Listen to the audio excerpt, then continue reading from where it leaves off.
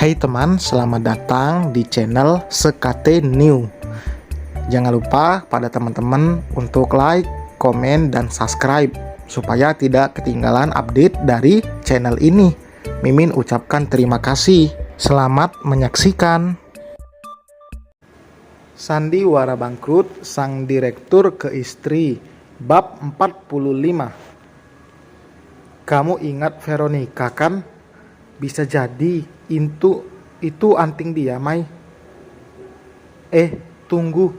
Nampaknya bukan hanya Mairo yang mendadak menghentikan langkah karena rasa terkejut. Adrian yang membuka topik pun merasa terperanjat. Ia seakan baru tersadar jika keberadaan Veronica bisa saja ada hubungannya dengan foto dan pesan itu. Apakah dia pelakunya? Pasalnya bukan sekali dua kali dia berbuat nekat. Beberapa hari lalu, Veronica bahkan berani menjebak Adrian masuk ke dalam hotel dengan menggunakan nomor milik Maira sebagai umpan. Dan kali ini, benar mas, jangan-jangan ini punya dia ya. Lamunan Adrian sontak buyar saat Maira dengan sigap mengguncang lengannya setelah kembali duduk di kursi. Dua piring di tangannya pun diletakkan lagi di atas meja. Coba, mana anting tadi? Tanya Adrian menengadahkan tangan. Mairo yang memang berniat menyimpan benda itu lagi segera memberikan anting itu pada sang suami. Kemudian Adrian memandangi benda kecil berbandul itu sebelum memutuskan berpamitan pada Mairo untuk masuk ke kamar lebih dulu. Ia penasaran, ingin segera mencocokkan anting di tangannya dengan foto yang berada di ponselnya. Siapa tahu ada titik terang. Mai, kamu bereskan besok saja cucian piringnya. Sudah malam, kamu cepat ke kamar dan tidur ya. Pesan Adrian saat baru beberapa langkah menaiki anak tangga. Iya mas, saut Mairo menurut. Oh iya, kapan-kapan aku akan carikan pembantu untuk di rumah ini. Aku tidak ingin kamu kelelahan. Mairo, kamu harus mulai istirahat sekarang demi janin kita ya. Pinta Adrian yang akhirnya disetujui Mairo setelah berkali-kali menolak tawaran itu. Bergegas Adrian melanjutkan langkah menuju kamar. Ia harus cepat mengecek foto itu sebelum Mairo masuk. Saat baru menyalakan layar ponsel, ternyata Adrian kembali dikejutkan dengan pesan dari nomor misterius. Pesan berisi foto yang bisa ia lihat dari notifikasi atas layar. Segera Adrian buka. Dan benar saja, foto itu berisi gambar yang tidak jauh beda dengan sebelumnya. Bahkan nampak lebih menjijikan, termasuk caption yang dia pakai. Kapan lagi kita begini sayang? Saat ini Adrian sedang tidak peduli dengan kalimat di pesan itu, atau bahkan fotonya. Yang ia pentingkan hanyalah menyelidiki, lalu menindak tegas setelah pelaku terbukti jelas. Setelah selesai dilihat dengan seksama, di situ nampak jelas jika kedua mata Adrian terpejam, lalu ditindih oleh tubuh wanita itu. Keduanya sama-sama bertelanjang dada. Sementara bagian bawahnya ia sendiri tidak sadar. Bagaimana bisa tahu? Sedangkan posisinya memang tertidur pulas, seolah diguncang seperti apapun, sama sekali tidak sadar. Logika Adrian pun kembali jalan. Tidak sadar dalam artian itu. Bisa jadi ia dalam posisi terpengaruh obat tidur. Lalu saat melihat background dalam foto, nampak sama persis dengan spray yang menyelimuti kasur di dalam kamar ini. Itu artinya kejadian itu memang berada di kamar pribadinya, bukan di tempat lain. Jika pelakunya adalah Veronica, itu sudah kemungkinan besar. Siapa lagi wanita yang pernah berada di rumah ini selain Mairo dan wanita itu? Kali ini Adrian tidak akan tinggal diam. Apa yang pelaku lakukan sudah keterlaluan. Tindakannya bisa mengancam rumah tangganya yang sudah berjalan harmonis. Siapapun pelakunya, jika benar Veronica Adrian benar-benar tidak akan segan-segan bertindak, tidak peduli dengan statusnya yang merupakan keponakan Om Richard. Sepertinya wanita itu harus dipancing supaya keluar dari sangkarnya. Adrian yakin Veronica belum kembali ke Belanda. Dia pasti masih berada di ibu kota. Untuk memastikan kebenarannya, mungkin menghubungi Om Richard adalah solusi terbaik. Dia pasti tahu Veronica kembali ke sana atau belum. Sayangnya rencana Adrian harus tertunda sementara. Mayro sudah terlanjur masuk ke dalam kamar. Saat nomor Om Richard hampir ia pencet. Lebih baik besok saja saat berada di kantor. Adrian baru saja selesai sarapan pagi ketika ponsel miliknya di atas meja berbunyi. Tubuhnya yang sudah hampir beranjak dari duduk ia urungkan sejenak. Ditatapnya layar ponsel yang masih menampakkan panggilan, memastikan kontak nama yang menghubungi. Dengan cepat Adrian menggeser layar ke fitur berwarna hijau. Begitu menyadari Om Richard lah yang memanggil.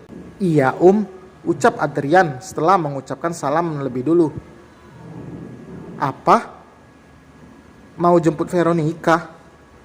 Mayro yang baru melangkah dari dapur setelah membereskan piring kotor menyambut pandangan Adrian dengan sama terkejutnya.